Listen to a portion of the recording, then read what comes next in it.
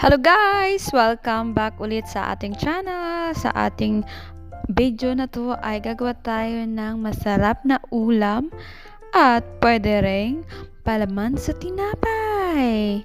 Kaya naman, let's start cooking! So ayan na nga guys, magpainit lang tayo ng mantika sa ating kawali. At pagkatapos at pag mainit na ito, ilagay lamang natin ang ating sibuyas at ang garlic or bawang sa Tagalog. Char! So ayan na nga, at kung maluto na ito at mag golden brown na siya, atin lamang itong haluluin. At pagkatapos, ilagay natin ang ating beans.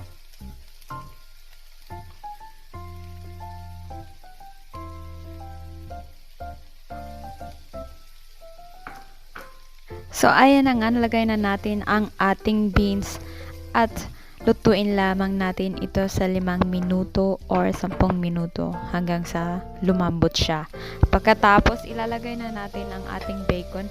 Kung wala naman tayong bacon guys, pwede rin naman wala or kahit hindi na natin lagyan ng bacon. Optional lamang po ang ating bacon.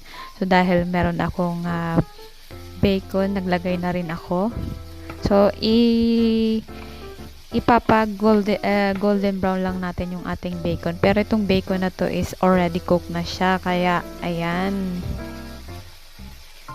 Luto-lutuin lang muna natin hanggang sa mag golden brown or so, eto guys na niluluto ko ay pwede siya nating ipalaman sa tinapay. Kung meron kayong tinapay, pwedeng pangbaon at ipalaman lang talaga sa tinapay, lagyan ng lettuce at saka cucumber, pwede na siya. Pwede rin siyang pang ulam.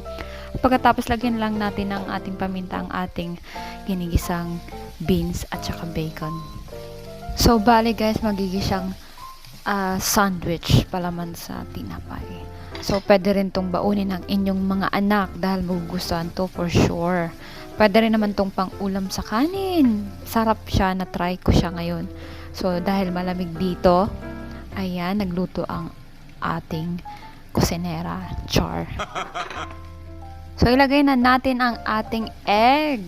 So, ayan.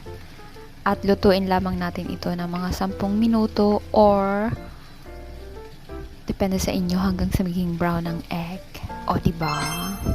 Tapos, depende din guys kung gusto niyo ng maanghang. So, nakalimutan kong sabihin, pwede rin kayo maglagay ng sili, pero kung hindi naman, okay lang naman. Optional din. Kasi kung pwede to sa ating mga bata na baunin, so hindi na rin tayo maglalagay ng spicy para naman ang ating mga bata ay makakain din. So, ayun na nga.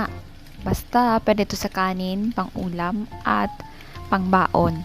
So, masarap siya guys. Subukan nyo. Mag-add na rin tayo ng ating Maggi seasoning. Or depende sa inyo guys. Pwede rin naman kahit anong seasoning. Pwede rin naman na kahit Maggi yung nasa ano ba yun? Nakalimutan ko. And guys, naalala ko na yung chicken powder or ganon. Yung nasa yung black yes.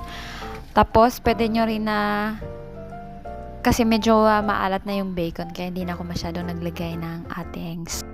So ayan guys, ready ng ating egg. So mag-garnish na lang tayo para naman maganda ang presentation para sa ating video. Thank you.